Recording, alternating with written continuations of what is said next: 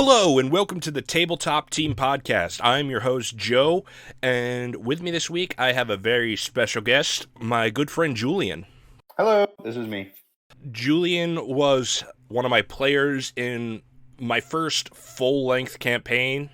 I know I talked about my first actual D&D campaign last episode, but our campaign went on for like a year and a half, 2 years almost. Yeah. While you had to leave to do family stuff, we did see through to the end of that campaign and everybody got to level 20, so...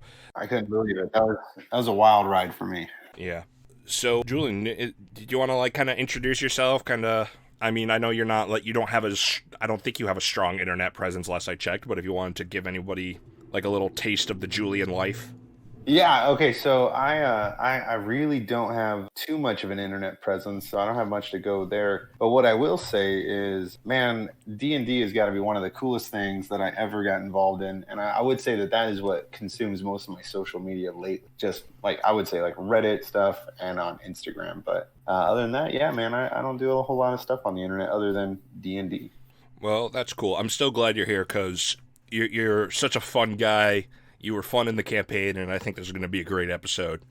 So we're just going to jump straight in here to the questions. Spoiler alerts, like always, I sent him these questions ahead of time so he could prep, so we'll see how that goes. So, Julian, when did you first hear about Dungeons & Dragons and or tabletop RPGs? All right, so this is really interesting for me because I feel like it spans over, multiple decades. When I was really young, I remember... D&D was, my parents would always make it seem like it was about the devil. So I was never allowed to play it or something. I can't really remember what it was. And then I remember when I was in high school, a couple guys that worked for my dad, they were really into D&D. And my dad was like, don't be like these guys or something. And so I never was encouraged to play D&D. But however, all throughout my childhood and my teen years, it sounded amazing. So I listened to a podcast that was D&D related, and the host of that podcast did a full campaign of D&D, and that's how I ended up meeting you and the rest of the group that we played with. And I think you had sent out a invitation on Reddit, like, hey, I'm doing a campaign, who would like to play? I jumped on it, and I think from day one of you doing a small, one shot with us, I knew I was hooked. And I was like, why did my parents ever, not encourage this? This was so good. And honestly, just all around, I think that this has been an incredible experience playing D&D and learning more about it. It piqued so many of my interests. I really like D&D. And I haven't played too many other tabletop RPGs other than some of the one-shots that you've DM'd. But I want to, because I know there's Pathfinder and other ones. And when I go to different stores, I see other tabletop RPGs available, and I look at them going, whoa, I don't even know enough about D&D yet to jump into those, but they sound amazing. Yeah, it's they are amazing. I have one book I've always had for such a long time is the Army of Darkness tabletop game, and I've wanted to play that so bad, but that requires, people who have time and dedication to the craft. Yeah, that's definitely one of the most difficult things to get is multiple people to have that amount of time at the same time to be able to play. And I've never played in person. I know you've done that, but man, I even online it seems like it's really difficult. We're all in our own homes. There's no travel time. Yeah. So I want to take what you told me apart a little bit because there's some really interesting topics you brought up that I'd love to discuss. So yeah. First off, the whole thing about your parents saying Dungeons and Dragons is the devil. That's, been a topic in the Dungeons and Dragons community since it started because you're talking about magic and sorcery and you're rolling dice in a basement when really it's just a bunch of nerds looking to get out of the real world for a couple hours. Absolutely. I wish I could go back and break down what my parents' concerns were at the time. I want to say it was all religious based because I think that the religious community was pushing it hard back in the 80s and 90s. But I really don't know, especially now playing it because I have a couple kids that I've tried to introduce it to them, and I'm like, this is so much fun, right, guys? And otherwise, not one time have you tried to make me worship the devil. So I don't know where those thoughts all came from back in the 90s, but okay, yeah, thank you for saying what I told you to say. I am Venmoing your $100 right now. All right, I got the confirmation. No, but see, when I first got into D&D, my mother was kind of concerned because, my grandparents are both pastors, so my mother is quite a religious person. But my mom's always been one of those people who's like, she's cool because, when my sister came out as gay or bi, I can't tell. She changes with the wind like most people do. But she's like, I'm not gonna let how my daughter thinks ruin my relationship and love for her. Sure. And that's kind of the more extreme, relatable circumstance. So when Dungeons and Dragons came around, she's like, just don't bring the devil into our house, and I guess it's okay. But the other thing was, when I was first getting into it, I was talking to one of my favorite teachers back in high school, Mr. DePremio, shout out to him, and he was such a cool guy, and I brought that up, and his biggest concern was not the religious side of it, but I don't know if you've ever seen the movie, but I believe it was called Monsters and Mazes with Tom Hanks. I don't believe so. It's one of his more early films, and he basically gets fully addicted to Dungeons and Dragons, and he kind of had like this thing where he was like super addicted. I haven't seen it, but I've read the synopsis. He basically when he was young, he was super like horribly addicted to it, like not eating or sleeping addicted. Mm-hmm. And then he got out of it, and in college, like some buddies like got him back into it, and eventually he goes LARPing, and he just has like a full mental breakdown and thinks he's the character. And it's like, I'm sure it's a majority of players that happens to, but not a majority. Everybody has a mental breakdown in Dungeons and Dragons. I know I have last session especially. No, but I think a minority is what I meant. Yeah, no, I know. But I think that's a personality trait that probably does happen to a lot of people. I can't imagine that happening to everyone, but I totally can get how people are like, I love running. I'm going to run 3 marathons today. I'm like, how do you do this, man? I think you have a problem. But it seems healthy, and D&D is a very social event. And so I feel like that also seems healthy. Maybe everything in moderation, but I can't imagine being addicted to D&D any more than I already am. But LARPing seems like an activity that requires significantly more energy than D&D. It's something I'd love to do like for a weekend or something once, but oh sure, yeah, definitely. That involves me having to actually look into it and probably get the supplies and make the commitment to it, and also having to go outside, which is gross. Yeah, but think about this, like sometimes it's hard to get 5 people to commit to like a Friday night to play D&D. Think about like 30 to 50 people committing to LARPing over a weekend. Yeah, but that seems really difficult. It does, but at the same time, with the power of like LARPing is one of those things where this is just me speaking with a little bit of knowledge I know, so please don't get too upset if I say something wrong. But usually it's like a community that's kind of planned it ahead of time, or like there's a group that does it like every weekend, and it's like if you show up, you can play. Show up if you show up, sort of thing. And I know there's like summer camps that do LARP it, full summer camp LARPs and stuff. Wow. Yeah, that'd be pretty cool. I guess if you can just hop in and be like, I want to be this random character, and they have something set up already, that would actually be a lot of fun. Because it would be, D&D is fun. I can't imagine just being able to act it out in person. That's another thing I really want to do, an in-person session, just so because I feel like I'm a very animated person, and over the phone or over Skype or Hangouts, it's like, so much of what I feel like my character's personality is missing when I play. Yeah, we not to get too off topic, but when we played over Google Hangouts just on voice for pretty much our whole campaign, and then recently we did a couple sessions on Roll20 with the actual video, and it was actually really fun to see you like be animated with it. It was something I've never really connected until then. You got to remember, think about that entire campaign we played. I was constantly pointing at things, standing up, stretching or flexing or doing some motion, whatever my character was doing in the game, because that helped me get into the moment. And I do think that's my personality outside of D&D. But when I'm playing D&D, it's magnified significantly. Yeah. what was the other thing? Oh, of course, the thing that got you to join our group. We can talk about it. Is NADPOD, a very important cornerstone of my life.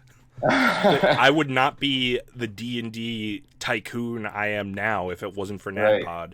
That's not another D&D podcast. Highly recommend checking it out before you check this podcast out. That's how good it is. Yeah, it's incredible. I have not finished it. I know that it's over, or at least like the campaign that they were doing. But yeah, that follows a couple of comedians that I really enjoy outside of D&D, and they all came together to make a D&D podcast. And that's got to be one of the most incredible podcasts I ever listened to. I really enjoyed it so much that I was like, I'm going to play some D&D, and I'm so glad I did. I'm really glad. That is got to be probably some of the funniest stories I've ever heard is through NADPOD. I wonder if they write out so much before they play. Who knows? Based on the things I've heard from their Patreon podcast, Short Rest, it sounds like they don't. Oh my goodness, that's even better because that happening. They're just improv comedians, right? Oh, and that's what that's what they are. They are improv. So I guess that natural comedic timing that they have is excellent for that. And man, I'd love to see it live. I think they did a few live episodes, and I'd love to see them just riffing the whole time. So all four of them are, I guess, former College Humor staff members. I don't think they technically work for College Humor anymore. They're all kind of their own thing now. Right, yeah. And you were a big fan of Jake and Amir. Yeah, exclusively Jake and Amir. But Brian Murphy, he would be on their episodes every once in a while, and so would Emily Axford. But the podcast, NADPOD, doesn't even include Amir unless he does make an appearance, which I haven't seen. I heard he did. He did a one-off special in which he was just a trollish asshole, and it was so funny.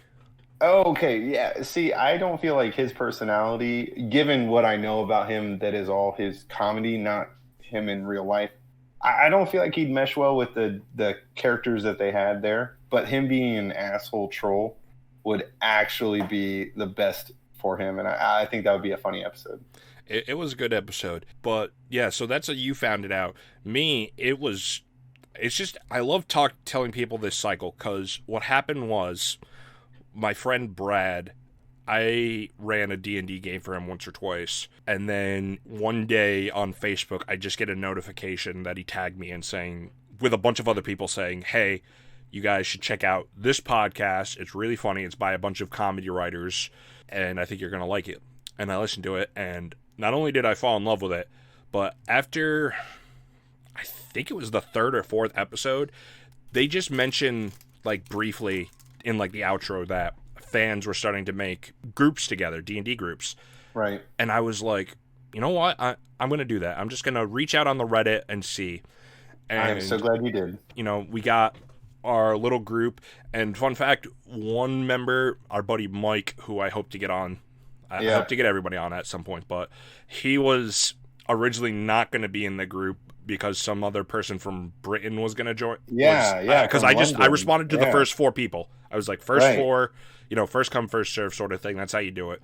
And he's like, and the person from Britain was like, oh, I can't work with that time. So I went to the next person, which was Mike, and me and Mike are really tight friends now, just like all of us. I will say this is him saying that he couldn't work with that time is so laughable to me.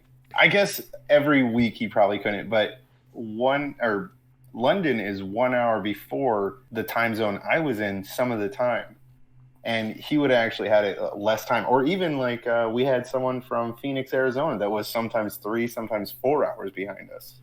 Yeah. And that was such a bizarre thing to have so many people in that group. Yeah, from so many different time zones. What was even crazier, not to, we're not going to give specifics, but the fact that you and Mike were 15 minutes apart from each other, that was mind-boggling. What were the chances?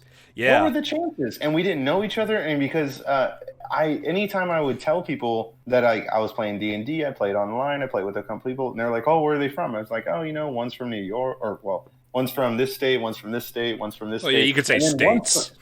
And then one's from right down the road from me. And they're like, wait, what? Do you know him? Like, how do you know? I was like, you know what? I've never met him in person, because I don't know when the first time I met him in person was. I feel like I went and helped him like work on his car one time. That's just crazy, man.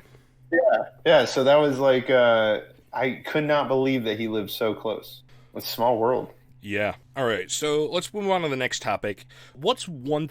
I think we kind of discussed this part in depth already, but might as well ask it anyways. What's one thing you really like about D&D, and what's one thing you don't like?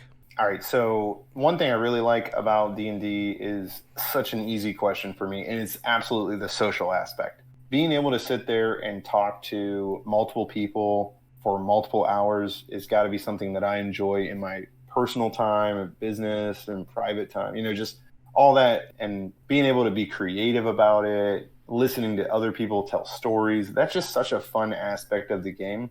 Another thing I really like is, man, there's so much writing involved. Like the whole time that we're doing something, I'm like sitting there taking as many notes as I can. And that's something I enjoy that probably not everyone enjoys. But not everybody takes notes. I don't always, and sometimes I feel like I aggressively take notes, and then I'm like, okay, if I bring up this, is Joe going to be like, dude, I just said that because it was filler to get you guys to the next spot. I'm like, but you said he had a red dress on, so I want that red dress. I don't know. I'm making this up. It's a made-up example of something that's definitely happened, probably. Yeah. Something I don't like, I would say that because you're working with so many people, it's not a game that you can just go, hey, everyone, do you guys want to play tonight? And that doesn't happen.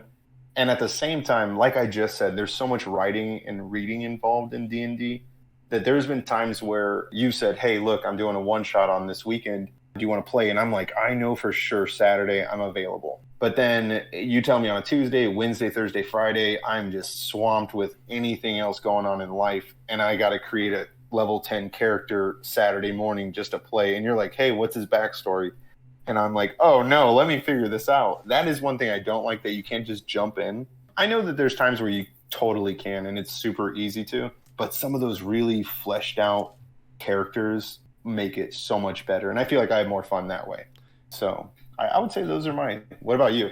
Well, I too also really like the social aspect of it. Even as an introvert, you still like to talk to people, and when I can be everything but myself, that's what being a dungeon master is, really. Sure, yeah, you're everything. It's nice to just kind of break out of the mold, as always. And yeah, I also agree that, you can't just stop and pick up a game. I do want to give the one small counterpoint in that, at least with 5e now, it's very easy to make a level, even if you don't know everything, you could still make a level 10 character in like 20 minutes. Yeah, I struggle with not necessarily knowing or making the character as much as playing the character, because I noticed that a lot of those like attacks or spells, they kind of stack. Yes. Like with a cleric, because I played with a cleric for so long, I know that there's definitely spells you want to use before you use some of your other spells. But if I were to jump into like a ranger, I'm like, okay, so what do I do? I know I can do this, but what should I be doing prior to that? But you're a good enough DM that usually you're like, hey, why don't you use this before that? Or you have a cantrip, use that. You help me out a lot with that, so I do appreciate that. I study characters all the time. In my current game, one of my players who recently joined us is playing a Way of Kensei monk. And the Way of Kensei monks like focus on weapon usage instead of like unarmed attacks, which is very interesting for a monk. And at first I thought it wasn't that great because I was like, oh, you're just kind of like just a weird fighter. But no, they actually got some really cool moves. Like, for example, one thing he wasn't doing, which, I get it. He jumped into a level 10 character being like a very new player, but I give him lenience, and I'm just like, hey, look, you can do this and it helps. And one of his abilities is if he's holding a melee weapon, his melee Kensei weapon, because the monks, they basically get to designate specific weapons to get their bonuses. And I was like, if you're holding a melee weapon and you take an unarmed attack, your AC goes up by 2, which can honestly be make or break in some cases. Yeah, it's pretty big. It's a 20% increase normally. Yeah. And that's like one of his level 3 abilities that he wasn't using. So I told him about that. And then another ability was when he hits someone, he's able to spend a key point and do an extra point or not an extra point. He's able to roll his unarmed strike damage on top of his already damage. So that's a little extra damage if he feels necessary, especially if he does it like a paladin, where after you can declare it after you hit. So when he crits, you can roll that and then double it. Oh, wow. Yeah, I just started creating a monk, and I was even telling you, and I was describing, and you're like, hey, they totally have a class that is what you're talking about. And I was like, oh my gosh, this is why I reach out to people that are more knowledgeable in D&D than me. The Drunken Master class is cool. I would love to play one. I have a character as a forever DM, I am always writing characters I wish to play, and one of my characters is a Storm Sorcerer who is also a Drunken Master Monk, but I would reflavor it to be more like, he burns through his spells super quickly, and then he goes, oh no, I'm just a sorcerer, what am I gonna do? And then somebody comes up and he goes, pow, pow, pow, pow. Like, that's kind of his idea, is just to be like, seem like this kind of pathetic, like, oh no, I burned through all my spells, and then I just beat the shit out of you. Like, that'd be fun to play. So, Julian, you want to tell me what your first game was like? I think I have an idea of what your first game was like, but I'd still like to hear it from your voice. All right, so this is kind of twofold, because you had us go through like a mini game, and I really appreciated this because you were like, hey, let's just see if we mesh well. Let's see if we, we're all going to do whatever. Do you know what I'm talking about? The one where Yes, I do. I do have pretty good memory of those kind of D&D is like locked in there, but yeah, this is cool. Just a sidestep real quick. Just a recommendation to anybody who's starting a new group. Just do a really easy, make sure you all work well together. Like, you don't have to be best friends, but if you just don't role play well with each other, or you're all expecting something different, it's a good way to like just do a quick one shot. Don't even have characters rolled up. Have a D20 just to kind of add to the randomness, but just kind of, have something made up. I kind of thought ahead of it. I was like, okay, well, I'll let you explain it, but essentially I'm going to shut up and I'm going to let you explain it because you're the guest. All right, well, what I will say is you probably remember it a lot better than me, because this was my very first game and I didn't know what to pay attention to, and there were multiple people there. But what I remember about it was we were locked in some kind of castle or dungeon, and I want to say we rolled for what our power would be or what our special ability would be on top of just like a basic melee attack. And the first person got like laser vision, and then the next person got super strength, and then the next person got super speed, and the next person got something else. And then it came to me, and you were like, you can talk to fish. Yeah. And I just remember, and every encounter we had, everyone was laser eyes, like, oh, we are locked in the door. I got super strength. Let me bust off this door. I just didn't know what I did, so I just kept following everyone and I still was having such a good time. But then the biggest part of the thing, we were surrounded by all these enemies that happened to be fish. And my time to shine came, and then I started rolling poorly, or at least I wasn't rolling well enough to succeed in some of my... So I think I had to... I was able to listen to what the fish were saying, and then I was expected to translate to my group. But you were like, your role isn't good enough, so they don't fully understand what you're saying. I can't remember exactly what it was, but I remember that. Allow me to jump in. So, yeah. Just a few amendments. There was only the four of us. Was that what it was? Okay. It was Mike, Mitch, Haley, you, and me. I guess it's 5, but I meant 4 players.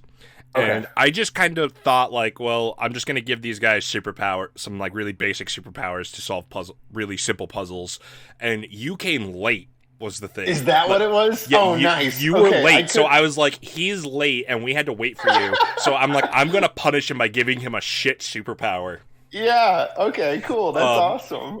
And I'm glad, like, it was one of those things where you loved it instead of being like, man, this DM sucks. Well, to me, I thought this was all planned. I was like, this has got to be important somehow, right? So Yeah, so I gave them all. So there was laser vision, super strength, super speed, like you said, and then I gave you the ability to talk to fish in like And this there wasn't a fish around on us. yeah on surface. You guys weren't like in water or anything. No, no. And We were in a castle or a dungeon. Like, it yeah, didn't make sense, but I was like trying to rack my head. Like, I don't know D&D enough. This was my first game ever. but you guys kind of just like went through these weird puzzles, had fun like trying to solve them, come Uh-huh. up with solutions, and then I had you surrounded by like these fishmen. And Right. you're like, I'm gonna talk to them. My time has come. And you roll, and you got like a real shit roll. I can't remember. I don't Right. know the number, but I'm just like, well, you can. They don't talk in fish, but you don't understand them because they talk in French. Oh my God, that's what it They was. were, That's right. Oh and, my goodness. God, that was so funny to me because I was like, of course, my time to because then everyone around me because the entire campaign and we played for a few hours. yeah, And so the hours leading up, they kept being like, "What's your superpower?" And whoever was like, "I have laser vision. Let me show you." And then it would be like, "Well, what's yours?" And I would say, "I can talk to fish." And then I think they all had to roll to see if they believed me, and like it yeah. was questionable. They were like, "Does he?" And so finally, when I got the chance to talk to fish, I was like, "Guys, they speak in French." That's right. Oh my goodness, that was so And I much think fun. what was even great was Haley could speak French. Oh So right, I yeah. had to try and like tell you what they said. Like I had to go on Google Translate and tell you what they Yeah, said, and then you had to try and tell her to try and figure out what they were it saying. was. I'm telling you, that was my first experience with D&D, and it couldn't have been a more incredible experience because I knew right from then I was like, okay, I enjoyed having like the most useless power ever, but being around a bunch of people, like trying to figure out how works, and that was so much fun. I had such a great time. But if I can, the next episode of or not the next episode, the next session we played when we played the actual campaign was also an incredible introduction to like our D&D because one thing that we did was you let me go into this market and like start looking for stuff, and I played a cook cleric, and you were like, okay, you get these magic mushrooms, and these spores, they make you hallucinate if you are around them or if you eat them, and you let me feed them to our party, and so our party was like hallucinating on this carriage ride, and that segued into Mike being the driver of it, and because he wasn't there in that session, but he was there the next session, and it all made sense. And I was like, "Holy cow, man! Was this all planned? How did he play in this so well?" So I really like that. That was probably definitely a close second as far as first games go. Those mushrooms fucked me over a couple times. I loved it. I Yeah, tried to use them every time I could, but I could tell that the group was like, "Okay, no, like you really can't be doing." Out of game, they were like, "Stop making everyone hallucinate." yeah. It was a wacky game. We put so. Just a little small background was it was a homebrew world, and I called it Satio, and it was essentially a world where no one who was alive knew anything but peacefulness. There was no adventurers, there was no monsters. There were like maybe a bandit or two that came by, but there was nothing major that happened. There was always people who are like, man, there's always these stories that people made up of, adventurers and such. So I want to go out and be an adventurer. Normally they fail, and our party was like another one of those groups who's like, I'm seeking to make my fortune. But my story was like they came in at like the perfect time because that's when the whole world started like falling apart, and they had to go on all these adventures. They fought like a lich at level 3, I think, level Holy 2 or cow! 3. Yeah, we were really low. I can't remember. We were able to use like some orbs that we found in a cave that like eliminated a lot of his powers. Though I can't remember what happened with that. Yeah, like normally a lich is so. If you don't know the full mechanics of D&D, every monster has a challenge rating, and a lich, I believe, is a level 21 challenge rating. Holy cow! Which means for a balanced fight, the idea is in a group of adventurers of approximately 3 or 4, they all need to average level 21. Obviously, our 4 party was like level 3 or something by this time. We were pretty low. But what I did is I had these orbs like fully negate its powers. He still did like a crap ton of damage and took out 2 of you, I remember correctly. we still struggled pretty hard, but that's right. We had to collect, I think, 3 different orbs from all over the place before we could even fight this guy, and we all knew that. Yeah, and they each had their own individual powers that I can't remember. Yeah, I don't remember all the details. I could always dig it up in my notes if I really wanted to. Yeah, I have it too. I forgot about that because that was so early in the game. Like, so much more happened over the course of, the years we played, which I'm still shocked that it lasted over a year, or that it even went longer than 6 months. I didn't know what I expected when we started, but it wasn't to go that far. Everybody just kept showing up, and I kept coming up with things. That's right. I was able to come up with stories for everybody, and we were able to go through different adventures, and I redefined the term railroading in D&D by making my players actually ride a train to each of their destinations. I will tell you, though, when you introduced that train, that was one of the coolest things ever, because the train was alive, and there was like a conductor, and it was I want to say it reminded me of like a murder on the it was like the Murder on the Orient. That's 100% what I based. They did a whole side quest. That was 100% what I based that first side quest on. Honestly, I'm literally just getting this right now as I was describing it. I was like, oh my god, that's exactly what it was. It was so much fun, though. It was absolutely fun. Yeah. But, like I mentioned in the last episode, if you listen to that, if not, well, I'm saying it again. I especially with new groups who don't, I believe Haley was like the most experienced, but the rest of you had like no clue really what you were doing. I kind of railroaded you guys through the story but I kind of gave you, as I always said, you're in one area, there's a lot you can do, and I'm very little you can't, but you can't really leave that area because I don't have anything outside of that. And then I feel like we all had some kind of skill, or I want to say it was like adventure fever or tourist fever or something like that, where we would we really wanted to stay in one location. I remember there being something. Yeah, you guys really liked the city. There was a lot there. And then afterwards, it's like, hey, why don't you go over here to this next convenient plot point I'm pointing out to you? And then you would take the train there, and then I'd be like, oh, hey, why don't you go here with a small hint to somebody else's backstory, which actually led to something else. And there'd be a couple adventures along the way.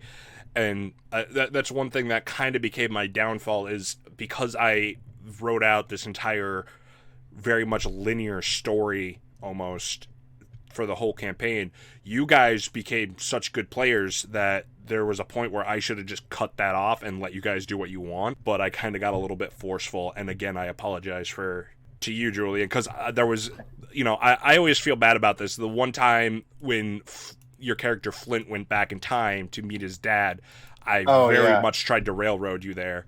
And I will say, I can't remember what happened with that, because that was one of my last sessions. Yeah. And I do remember having missed a session or two prior to that I wasn't completely caught up to speed. And so I do think that's on me to be like, okay, look, this is why you don't miss D&D, because now you have no notes on what happened prior to this. And it's like, hey, but this works with the rest of the story. And it's like, oh man, I don't know what to do. That is one. That in is hindsight, what happened? I'll explain what happened. What happened was, the episode before, we discovered one of our characters, Alfred, his whole backstory, but Flint, played by Julian, wasn't there. And what happened was a portal through time got ripped open, and everybody got separated through different time zones.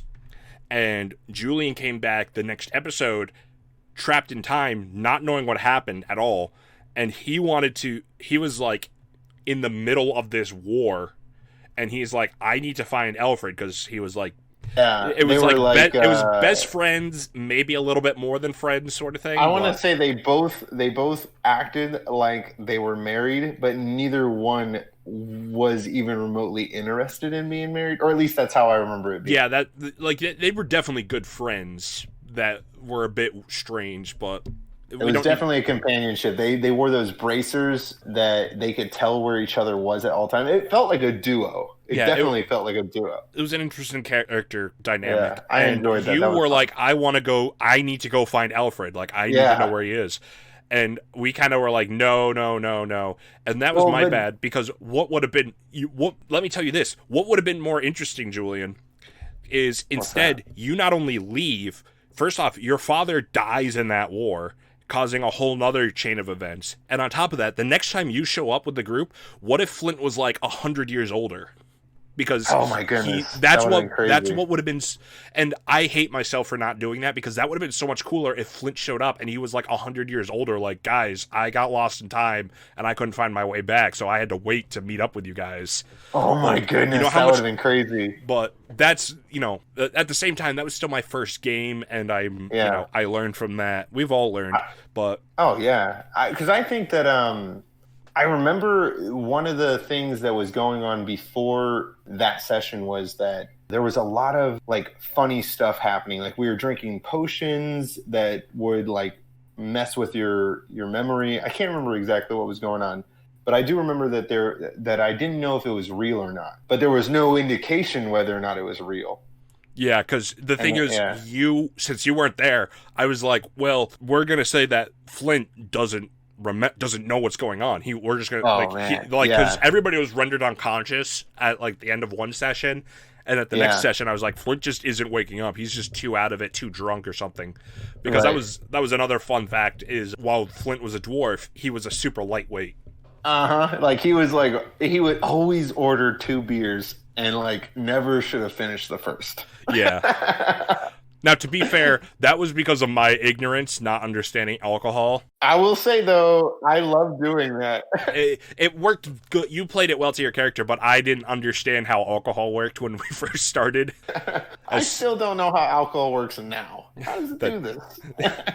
How do you kill my brain cells? Why do I love you so much? I liked Flynn a lot. He was definitely grew on me. I will say this, though. There was a point in time where you were like, hey, look, your character made these decisions and you need to live with it. And I was like, Joe, please don't do this to me. Like, please, please, please, please, please be so nice to me. And so, like, to me, like, anything that happened post that moment, I was like, you have to accept everything that happens now, because Joe totally let your character, like, not have to deal with the consequences of his actions. Yeah, I'll say this was one thing. You leaned more into the cooking aspect of Flint than the cleric aspect. I had no idea. I didn't even know what a cleric was. I would never suggest a new person to ever pick a cleric. That was way too much for me. And I'll be fair, too. We didn't jump into like a late level. We started at level 1 so everybody could learn, but... Yeah, and that was still so complicated for me. But what happened is I found a class online called the Cuisiner. Absolutely love that homebrew class. And you asked me to choose it so many times, and I never did. What I did is I was like, there was a certain point where you really pissed off your god, and I was like, can you just try this out for one session? I made the character, I did all the stuff for you, and I was like, just try it. If you don't like it, we can fix it in the story, but just try it and see if you like it better, because you were very much leading into the cook stuff. And I was like, maybe he'll like this better, Yeah. I get you are a new player who's like, I don't really want to go through the whole character creation process, so I did that. Right. And then you guilt-tripped me probably till you left that campaign saying, I felt like he should have just died there. Yeah. I still feel like that would have been a good point to die and then me re-roll a new character. Because but at the same time, I'm glad that we kept going with it. But I still feel like I think he should have died. It's what happened. I mean, I can't even remember the circumstances behind it. I can't remember exactly how we swapped. I do remember like email or texting you and just being like, please, Joe, don't ruin my guy. I was so sad.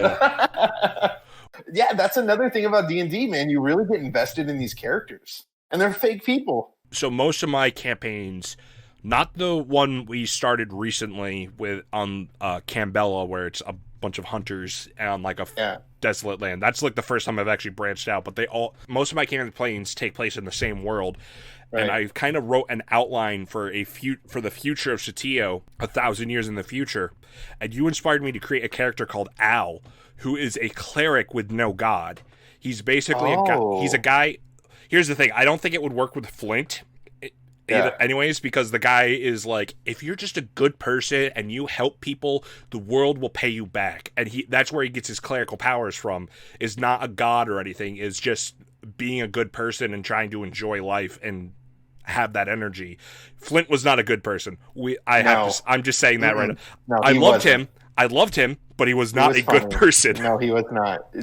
All right, so many character flaws he had. And here's one thing that I think is hilarious about him, is that he hated his first god, and at some point in the campaign, he acquired another one.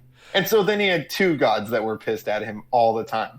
But then another thing was his mom, a widower, or a widow? Yeah, his mom was a widow, and met a stand-up dude that loved her so much. And the dude Flint hated his stepdad so much. Yeah. And it was such a funny part about it that I thought that his stepdad was going to be the big bad at the end or something. That's how much he hated him. So yeah, I look back and go, Flint wasn't a great personality for a character, but it was so much fun to play because I did get to just goof around and then be the butt of the jokes a lot. And that was a lot of fun for me because then I could do silly things and get away with it because it's in character, so that was a lot of fun. But yeah, like I just wanted to wrap up. I was saying, so I created this guy, Al, who basically is basically the start so people can play a cleric without needing a god. Like, as long as they're a good person, like generally a good person, they don't need to have a god for a cleric. And that was inspired by you. However, there is also the subsect of people in that world who think that Al is an actual god in human form, so people worship him, and he's like, no, don't, please. But that's a whole other thing. Stop. So, do you have a favorite game you've played? I know I don't know how many you've done. I'm not trying to sound all egotistical, but I don't know how many you've done outside of playing with me. I have tried one campaign, right when we started. I tried another one that didn't go well, and then with Mitch, we have a once a month type of thing that we do something just for fun. But I will say my favorite game I ever played was with. I want to say I have two. I have two that right off the bat. There was one that we played where you were Iron Fist. I was Iron. That was one of my favorite ones as well. Iron Blood. Iron Blood. That's right. Yep. And I thought that those two the character I played, which was Ecor, but you called Icar, and was the only person that could ever call him that. I thought that was such a fun game to play because you weren't the DM and you were role playing, which I really enjoyed watching you role play because you had one character that you could really put all that DM energy into one thing, which really made that character come alive. I will say this, not just me, but when you see things like Critical Role, Dimension 20, the Adventure Zone, NADPOD even, when you see the main DM get to play a character, they're always the best character. They always have so much they just put into that one character. And what was funny in that game, just to add on to it, was it started off, it was run by Mike, and it was you, me, Haley, and Mitch. And Mitch couldn't show up for the last two games, and Mike's like, that just kind of ruins the balance of what I wrote out. So he let me roll up another character. So I role played two characters that game. What was the other character that you played? The Great Zambini. Oh my goodness, that's right. Yeah, that's right. He was like a dark elf, kind of looked like Tuxedo Mask from Sailor Moon, if you're familiar with that anime. Yeah. And Mike let me use my homebrew card slinging magician, which was kind of a stupidly overpowered class, but it was still fun. No, I remember that, yeah. One of my favorite parts, I love that whole thing, but one of my favorite parts was towards the end when I have the Great Zambini rip his mask off and be like, I'm your brother, Icor, or Ecor. I remember that, but that's so funny. That's another part of D&D that I love, is that meshing in storylines of different characters, even without the characters knowing or without other players knowing. And that's something I really enjoy about D&D, is when something like that goes on. You need to be careful when you do stuff like that. Just, a side note. If you want to have your backstory tie into somebody else's, make sure you know the person. Like, I knew Julian would love it if I had my character be his secret, like, lost twin brother. Oh, of course, yeah. But at the same time, there are certain players who will be like, what the fuck? I don't have a twin brother. I would know this or something like that. Like, so I remember the story very specifically. Ikor was, I believe, his father was the drow elf and his mother was a high elf. And I really can't remember. I'd have to go look at my notes. This is like super DM braid. And right. When they found out that his mother had an affair with a drow elf, they threw the two of them into like dungeon gladiator arena. What I did is I added on to that, like, secretly, was there was actually twins, and the mother kept one of the twins and like disguised him as a high elf for most of his life. Right, that's right. Yeah, and so he was like the more attractive, smarter version of Ikor. Yeah, that's right. That's so. And I only did that because I knew Julian would love that. Like, I love those surprises. I love when anything like that happens. I just want to say, make sure you know the person before you start ripping into their own backstory. Like, respect somebody's backstory and respect the person before you start making things like that. That's just an important PSA from Joe. I will say I have a second place, or at least a second favorite game, if you don't mind me talking about this one. Of course. So there was a point where, I don't know where it was in our regular campaign, but I want to say it was only me, you, and either Mike or Mitch and Haley could play. So only Mike or Mitch wasn't available. So we played, I want to say, a gangsters-themed one with superpowers. Oh, yes. I can't remember. I did a couple. Yeah, the mechanics were so different than regular D&D, and I loved it. Just some background. I made up a system. It was very inspired off of the Call of Cthulhu system, but it was essentially it was like 1920s gangster mobsters, but they all had superpowers. And a lot of times it was you roll. I believe I was using the D100 system, so you had to roll the number or over and to succeed. And I ran that a couple times. It was fun. I need to go back and look at it. And yeah, you would run this whenever someone couldn't show it, but everyone else was like ready to go. And we'd be like, oh, hey, he's not coming, or he's having sound problems, or oh no, like I don't know what was going on, but we were all ready to play. You're like, let's play this. And I remember Haley's character was, I don't know if she's such a good voice actress that whenever she would have a character, I instantly thought it was this character. I forgot that Haley was even there. And I remember her voice at like whatever her character was, it was just so spot on that I was like, oh my God, are we really in a 20s like noir right now? And I remember that being one of my favorite games we played too. Because that was something that it was like bonus that we would do in between our regular sessions. So it kind of broke up the session, but also had a lot of fun to do it. And I don't remember the entire story, but it was a really fun story. I don't know if we ever finished it or not. I can't remember. There, like I said, we did a few different games. I did a few different games in different combinations of our old group. Yeah. I can remember.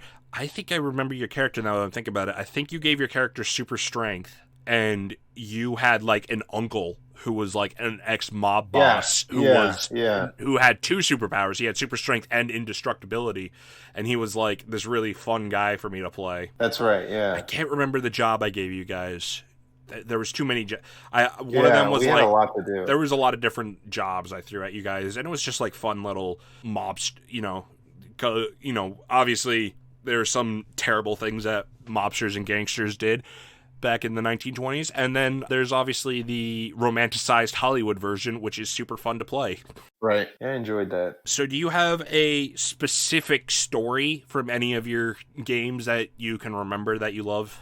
Absolutely, and I hope this makes sense without any other context, but going back to how Flint and Alfred had that ambiguous duo, there was a time where everyone was introducing each other, and Alfred would give another name for his character every time he'd meet someone new. And he introduced himself to Flint as Cherry Dude, and he introduced himself to everyone and everyone passed their roll. And this was one of our very first episodes or first sessions. And Flint rolled so poorly that he believed that this guy's name was Cherry Dude. You rolled a natural 1. Is that what it was? Okay, yeah. So everyone knew he was Cherry Dude for for so long. Yeah.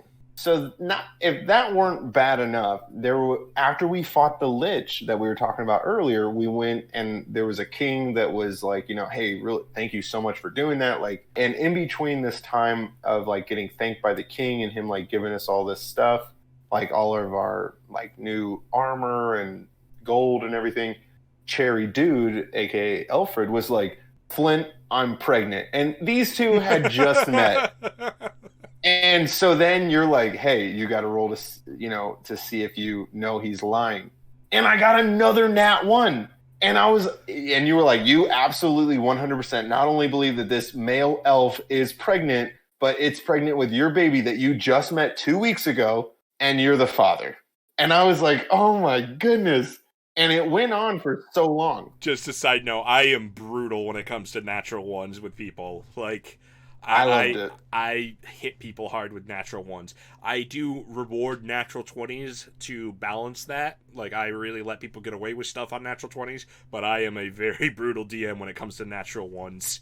So yeah, that's definitely my favorite specific story, because like a few sessions and then even like sprinkled in over the remainder of the campaign, it'd be like, how's the baby? Or like, are you feeling okay? And he would just be like, I need to rest. I do need to lay down. And he was like a nobleman, so like Alfred was, so he would always get the best beds at any inn we were in, and Flint would lay on the floor.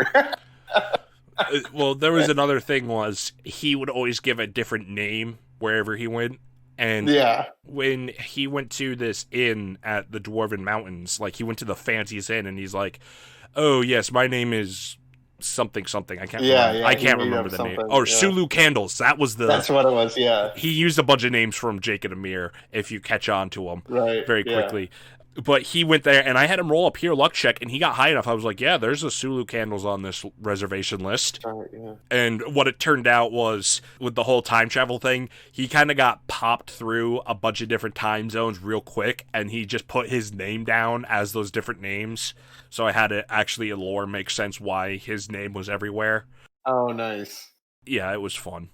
I think I did eventually have you roll to be like, and you finally saw through the pregnancy thing, because I was like, it has been months and you are like, you are nothing's changed. Yeah, and I was like, nothing's changed and you are suspicious. I think you didn't roll high enough. I'm like, you are suspicious. You're not sure if it's because he's an elf and they just do things slower, or if he's not actually pregnant. Right, that's right, because it was like, these people live like 1,000 years.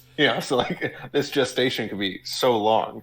That's right. I remember that. And it kind of trailed off after that, because there was a point where Flint learned that Alfred's name was not actually Cherry Dude, but he did it in a way. He's like, hey, look, like, that's not my name. Like, I didn't know that you... I can't remember how it played out, but I remember it being like, he went through with the Alfred thing for a really long time. And then when I had you swap characters or swap classes for that, like, one session, your intelligence shot up.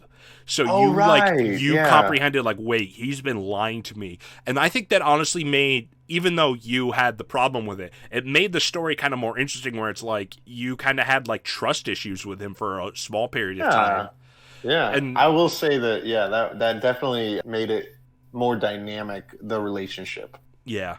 One of my favorite stories is gotta be, I believe it was...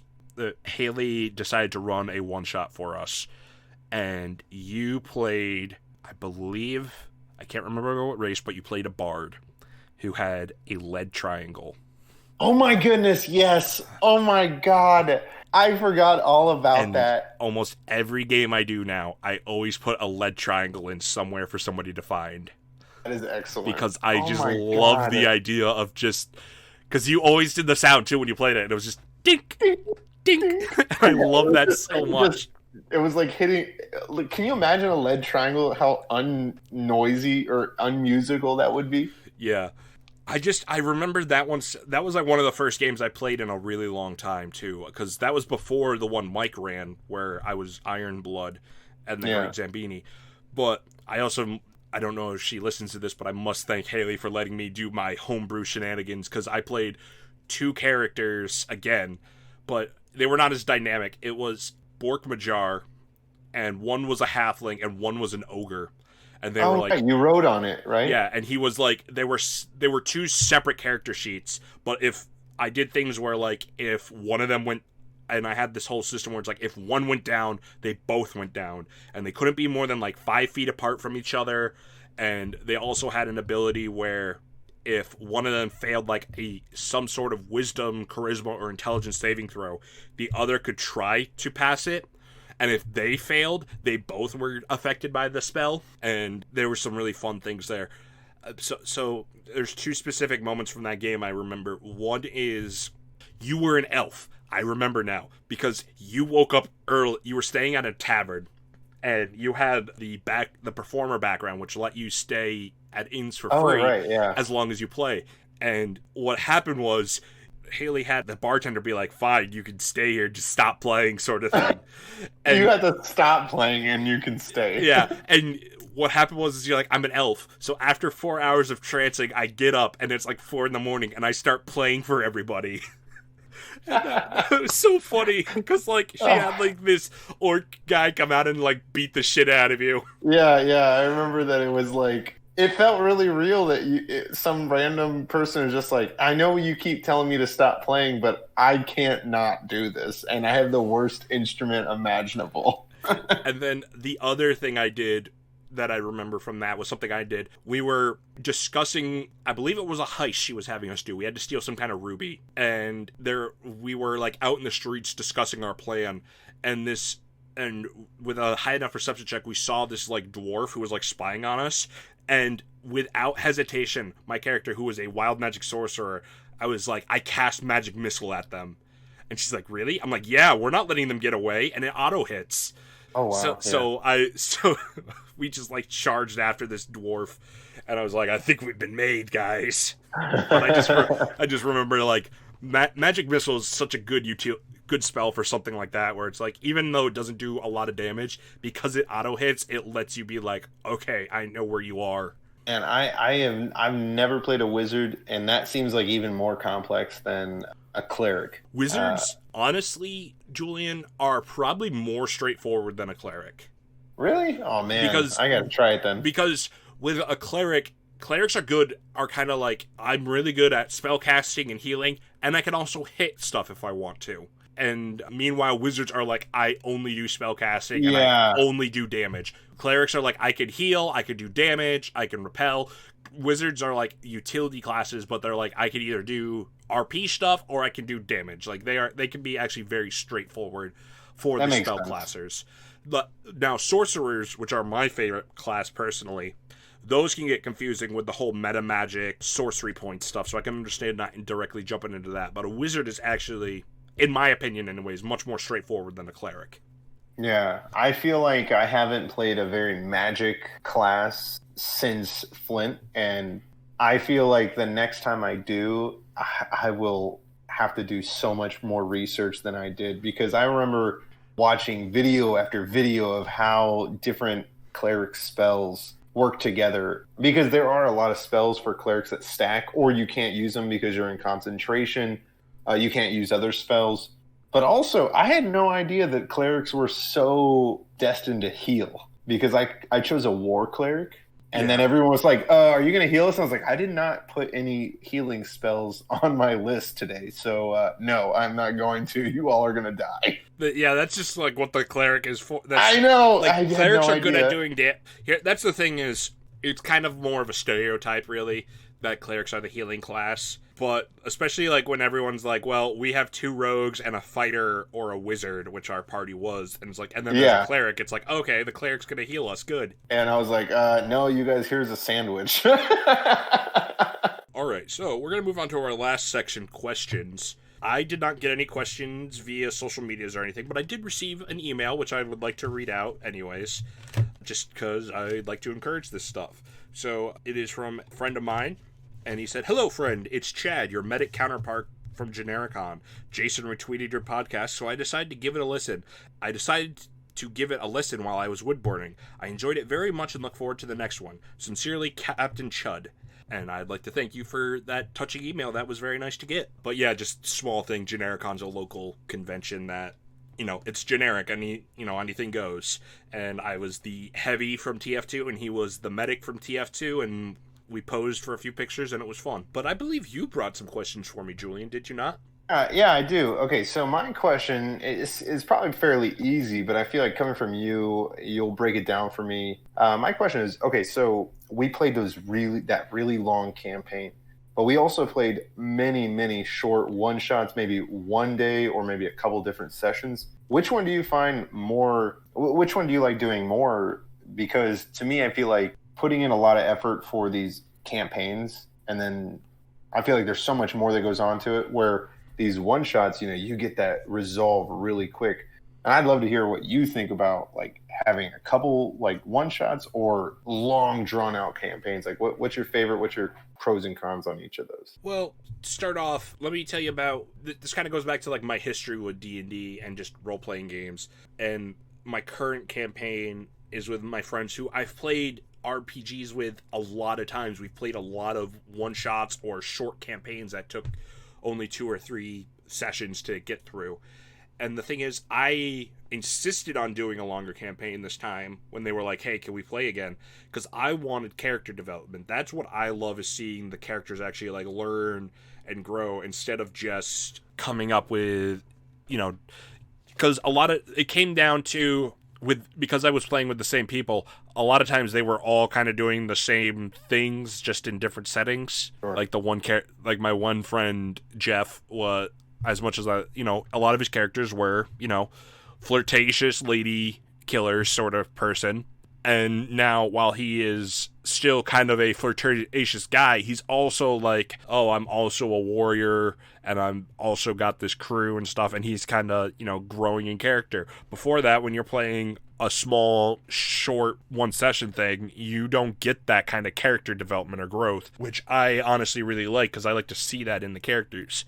Now, I do also love doing one-shots, because then you can get a whole story out, or you can do new ideas out there. You can let me take a step back. A couple weeks ago, we couldn't play our main campaign, and I was like, it's already been like 2 or 3 weeks since we last played. I need to play something. Is this group of people interested in playing? And they were like, yes. I'm like, can we try this system? And they were like, yeah, sure. And it's a good way to definitely, like, experiment with systems and such, because then you're not committed to a full campaign of trying to learn it. Did that make sense, or did I just kind of ramble there? Yeah, no, I like that, because I think that the character development is something that I also find extremely important. I really like that aspect of it. And when you know that it's over at the end of the night, you aren't worried about what happens with your character. But when you know that you have more sessions after this, you're like, not more cautious or careful, but more precise in your actions. Like you're a lot more dedicated to making sure that this is all, like, this doesn't impact them in a negative way or in a positive way if you're feeling that way long term. I like your answer though. So I have another question for you. Hold on, before you do that, I feel I should just say this, because I know he listens. Jeff, I love you, and I hope you're not taking offense to anything I'm saying, because you, my friend, you have gone from someone who is like, I'm just going to goof around, to a good player. I love your role playing. I love how you play, and you have grown so much, and I love playing with you.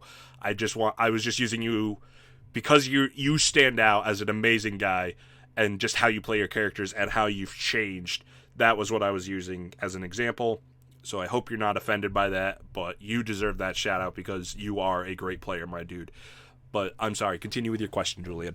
Oh, yeah. So let me get back on track here. I feel like I got a couple more. But as far as characters go, where do you start your design for characters? Like, because I know that you're always telling me, or at least not always telling me, but I always hear it in some fashion, is that, hey, I got these characters on the back burner. How do you start those up? Because that's somewhere where I struggle with, is going, all right, I need to get backstory.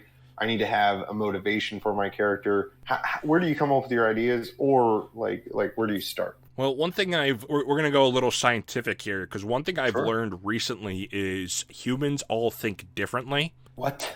Yeah, but I mean to the point where it's like some people have inner monologues all the time, which is me. Like, I'm always have something going on. I'm always creating things in my head all the time, going, what if, what if, what if.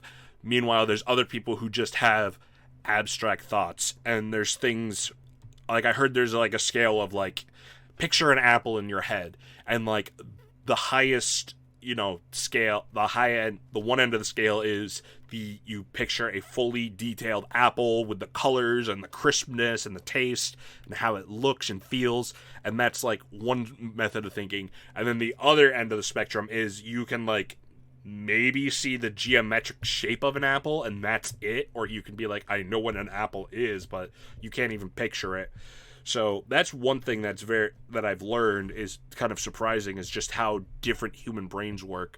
So that's definitely one of my, I guess I could say, advantages to my creativity, is I can full on do detailed images like that. As for actual character creation, like how I come up with so many different characters, it comes down to a couple things. One, it comes down to story. If I think of a cool story, I'm like, how do I want to make a character like this?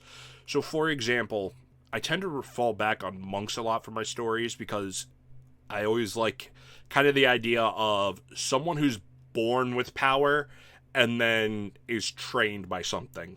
So one of my characters I have is a paladin monk with a hint of fighter, and that was because I wanted to build a very specific class. So the idea is monks, you can do, say you did this build at level 20.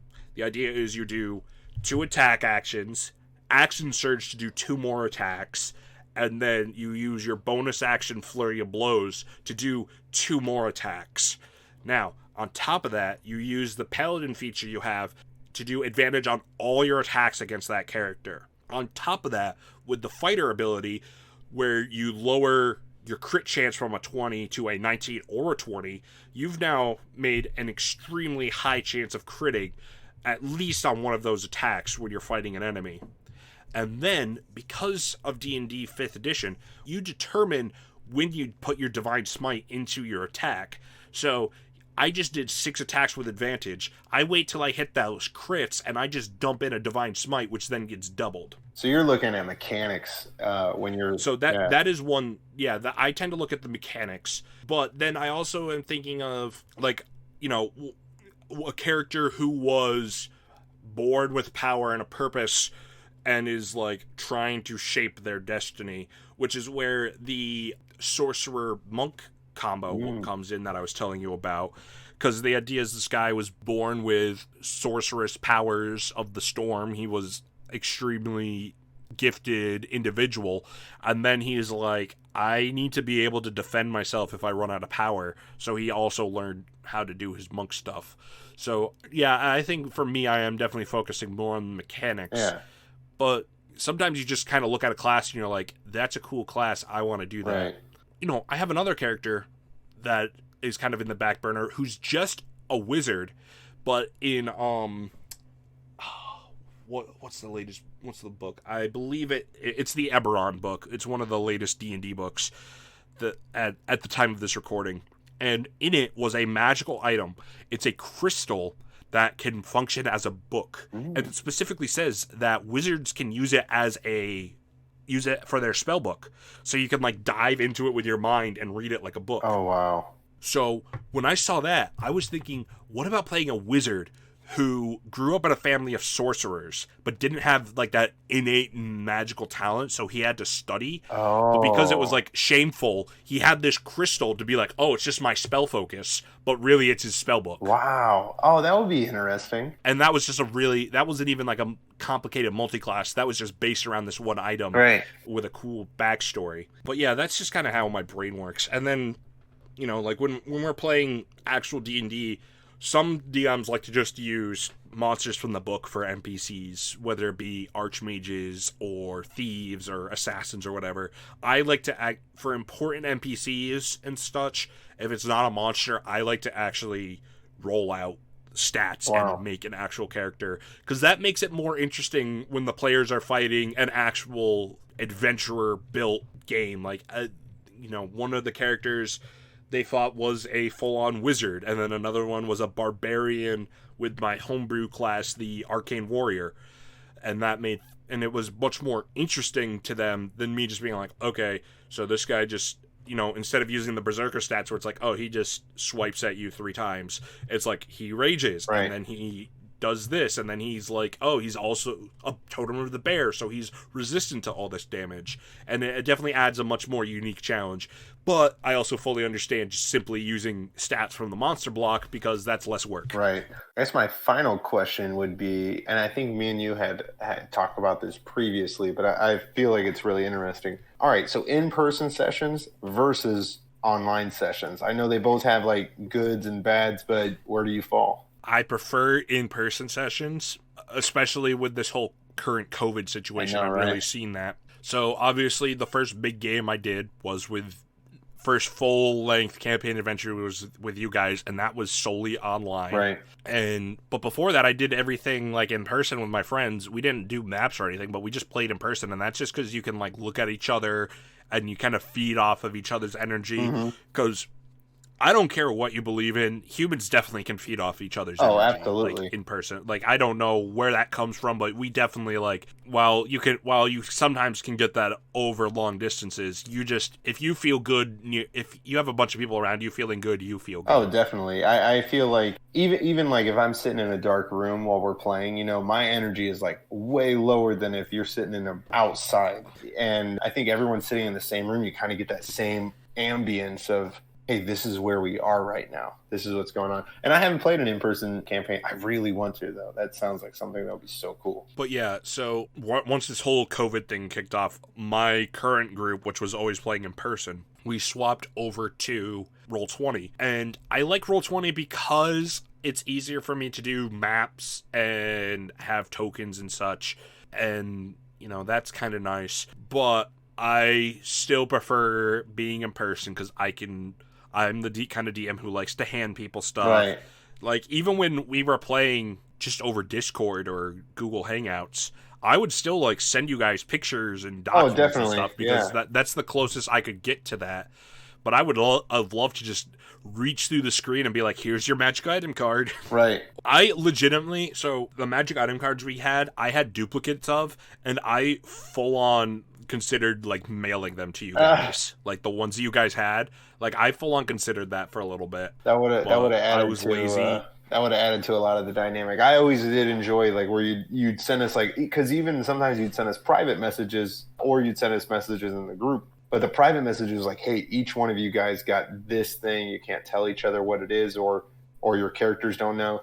And then I would be sitting there wondering like, all right, so what did they get? I know they got something because I got something, or I got something. I wonder if they know I got it. And so that's the other thing is while it's much easier for me to private message you if everyone's playing on a computer, one of the things I did very early on in my current campaign is 3 of the players had nightmares about their hometown. So what I did is I got up, I wouldn't, because it was much easier for me to move instead of having everybody else move. But I got up and I went in a different room and I'm like, all right, Jason, you come in here. I tell him his thing. We do a little tiny role play with each other. Oh, yeah. And then when he goes, I'm like, can you send Liz in? And then Liz comes in and I do that. And then I'm like, send Rachel in. And I just do this like small little back and forth. And it was just kind of cool to be like separately, like quick one-on-one session. Yeah. And it kind of felt more intense because I was like, you can't tell them, even though they're all right there. Right. It was one of those things where, well, to be clear, because it was nightmares, I was like, you can tell them, but I'm not telling. But I wanted to do it separately because, here's all the details I'm giving you. You're probably more than likely not gonna give all those details to everyone in person. Like you get a little extra that they don't get, and I don't know. It just feels more special in person to pull them away from the table because everyone's like, ooh. Right. Instead of me just sending you a private message and I'm like, I'm sending you something. Right. Everybody's like, I wonder what it says. It's kind of like I was telling you, I have a bunch of letters I wrote out for all the characters, and I'm like, I am not giving you guys these until we meet in person. Like, end of story. Like, I not only is it because I put the time into it, but it's going to add to the thing where it's just like, you kind of all can just open up your letters and read them, and if you want to share them with each other, you can, or you could just be like, nope, I just burn it or something like that. Like I don't know what they're gonna do with the information, and that's kind of what I'm very excited for. So yes, TLDR, I can definitely see the advantages of playing online, because I was able to play online with 2 people from Ohio, 1 person from Texas, and 1 person from Arizona for a year and a half. And that was some of the best times and made some of the best friends I could imagine for. It was definitely awesome. However, playing in person, you get, in my opinion, you get much better energy. You can definitely get a more suspense, and it's even, for example, I have this giant D20, and I would love to see like it's not even, I don't even think it's bigger than the palm of my hand, but it's bigger than your average D20, and I roll, and when something important comes up, I roll that in front of the board. I'm like, we're gonna roll this out in front, everybody sees it, and it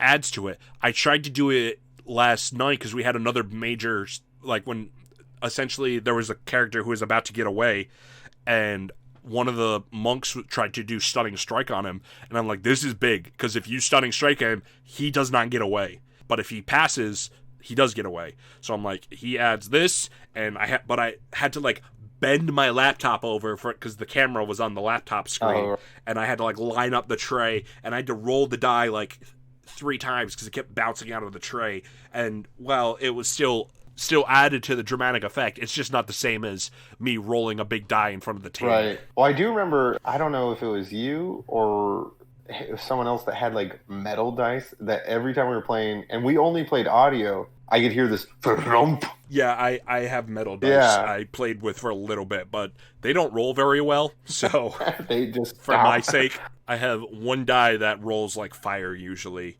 which I tend to roll because I like to make sure people know that I am an all-powerful god who shows no mercy. I like that. I will say I'm not very superstitious. I'm a little stitious, but not superstitious.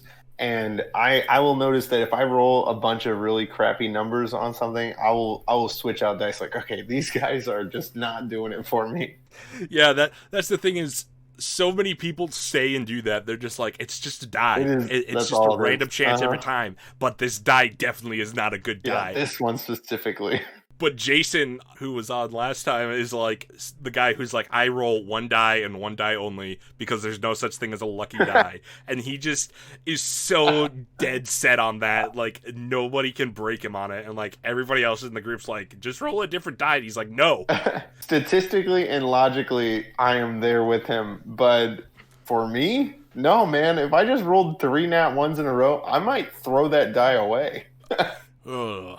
All right, so is there anything else you wanted to talk about or discuss before we wrap this up? Sid, that was all the questions I had. Cool. Anything you wanted to plug? I know you're not a big internet guy, but still would like to give you the opportunity. Yeah, okay, so there's a website I've been using a lot lately to just like search for things, like if I'm looking up like a restaurant or something, but it's called Google.